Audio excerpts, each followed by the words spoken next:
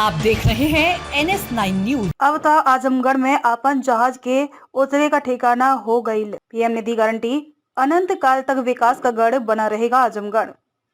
प्रधानमंत्री नरेंद्र मोदी ने मंदुरी एयरपोर्ट का महाराजा सुहेलदेव राज्य विश्वविद्यालय आजमगढ़ की जनता के हवाले करते हुए युवाओं को साधा, तो वहीं गन्ना किसानों के पुराने दर्द को बयां कर किसानों को साथ जोड़ा।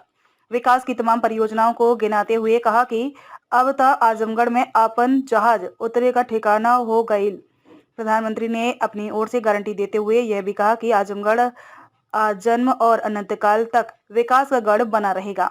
यूपी जैसे जैसे विकास की बुलंदियों को छू रहा है, तुष्टीकरण का जहर भी कमजोर पड़ रहा है। पिछले चुनाव में आजमगढ़ के लोगों ने दिखा दिया कि परिवारवादी लोग जिसे अपना गढ़ समझते थे, उसे दिनेश जैसे एक नौजवान ने ढा दिया। इसलिए परिवारवादी बौखलाए हुए हैं, आए दिन मोदी को गाली दे रहे हैं।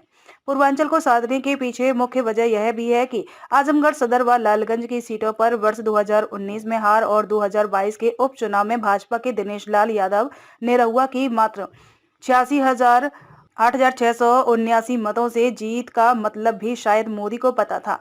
वह भी तब जब बसपा के शाह आलम उर्फ गुड्डू जमाली ने 2,66,210 वोट अपने पाले में कर लिया था।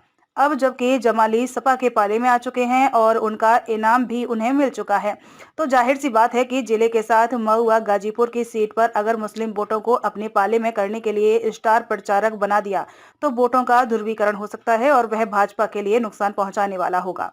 इसी को ध्यान में रखकर प्रधानमंत्री ने एक बार फिर आजमगढ़ में विकास कार्यों को गिनाते हुए अब की बार 400 के पार बात तो कही ही, साथ ही विकास कार्यों की चर्चा करते हुए आजमगढ़ के साथ मऊ, बलिया और गाजीपुर को भी साधने का प्रयास किया।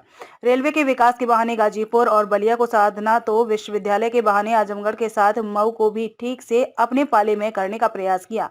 मंशा यह रही कि जिले की दोनों सीटों के साथ मऊ की, घोसी, बलिया और गाजीपुर के लोगों को भी 400 पार के अभियान में सहभागी बनाया जा सके।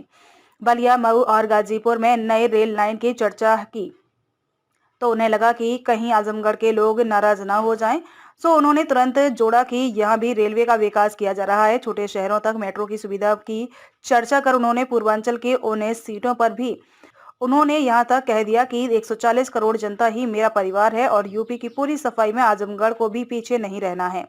खुद की सरकार को विकासवादी और पूर्व की सरकारों को परिवारवादी, माफियावादी के संरक्षण के साथ कट्टरपंथियों के खतरे वाली बताते हुए जनता को एहसास कराने का पूरा प्रयास किया कि भाजपा ही विकास की गंगा बहाकर जनता का भला कर सकती है। उन्हें तो जनता से यहाँ तक कहना पड़ गया कि अपने मोबाइल की फ्लैश लाइट चालू करके विकास के इस उत्सव को देखें।